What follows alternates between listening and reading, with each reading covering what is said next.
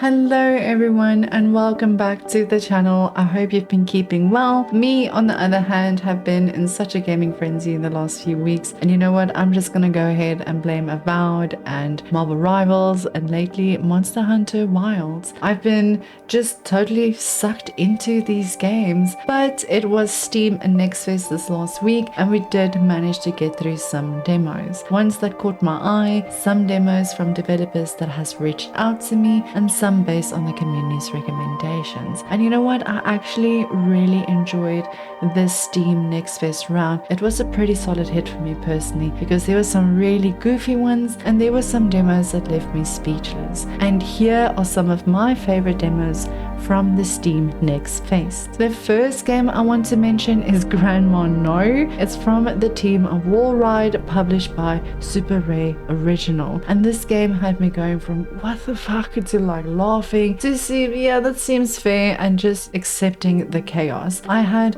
so much fun with this game and it was just a nice little goofy game. You're essentially the granny and you need to do some chores, and I don't know, I really enjoyed it. Though there's no release date mentioned just yet, I cannot wait for it to come out in full so I can experience Grandma and all her shenanigans. Definitely wishlisted. Next one, okay, listen, I've played this one off stream alone in my room with my headphones on and it was fucking terrifying. I hated it because it had clowns in it for most parts and chat wasn't there to hold my hand. I know, super self-inflicted, but this game is called Twisted Tower from Atmos Games and 3D Realms, and you know, I saw some screenshots and I was like, yeah, I can totally do this. And you know what, it's not what I expected. I don't know what I expected, but it was not this. It's a horror puzzle game and you're like in this abandoned theme park and just, yeah, no, and there was a lot of things that just made me feel very uncomfortable. I did not last long in there, okay? But if you enjoy horror games and puzzles and weird stuff, as I know some of my community members does, this one will definitely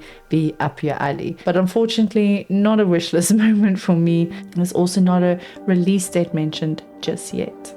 Next game on the list, which I heard a lot of good things about, but I never played the first one, was Gothic 1 Remake. From the team Alchemia Interactive, published by THQ Nordic, I was actually pretty shocked at how good it looked. Though it did feel a little clunky, I'd like to give this game a fair shot when it fully releases, which unfortunately I don't believe there is a date mentioned already, but I got my face absolutely kicked in by this friendly guy asking for a scrim, and then I felt super cocky thinking I can find him back with absolutely no resources. But yeah, it was a lot of fun. Great game, definitely wishlisted. Next up we have Reignbreaker, which is very heavily inspired by Hades. It has this cool medieval punk world kind of look to it, and it is by the team of Studio Fizbin and Thunderful Publishing. Very Vi and Jinx from Arcane vibes. Pretty solid, pretty straightforward. I'm just kind of on the fence whether I want to wishlist this one. It is coming out on the 18th of March, so keep your eye out if you do enjoy roguelikes. Next game I actually quite enjoyed was Lost in Random, The Eternal Die. It's a fast-paced action roguelike and I've also heard a lot of great things about it. It's from Stormteller Games and Thunderful Publishing. The vibe very much reminded me of Alice Madness, Tim Burton type of Hades, I guess, but it's a lot of fun and you have this cool dice mechanic that you have going on. The art style was awesome, the gameplay was smooth and it was oddly satisfying. Definitely wishlisted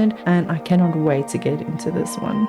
Next one we have Dragonkin, the Banished. Don't have too much to say about it. It was pretty straightforward. It's a bit of Path of Exile, a bit of Jotun Slayer, Lords of Hell, Diablo vibes. I really enjoyed how it looked, felt, and the music was really cool. But I think what I enjoyed the most about this was probably the way they told the story. Definitely wishlisted because I would really like to get more into this one. It's actually dropping on the 6th of March if you're keen on this. The last game on our list, the first Bezerker Khazan, really completely left me speechless. I was a little bit skeptical at first, but it actually ended up being my favorite demo from the Steam Next Fest. It's from the team of Neopel and published by Nexon, and we can actually expect this to drop on the 27th of March. Also very oddly satisfying, really smooth controls, the gameplay was a lot of fun, and I don't know, I was just so taken back, I guess. demo took me like an entire live stream, but I enjoyed it that much that I even went back for it. So I'm kind of keen for this one. It didn't feel as punishing as your normal Souls-like, and it also was super generous with the parry window,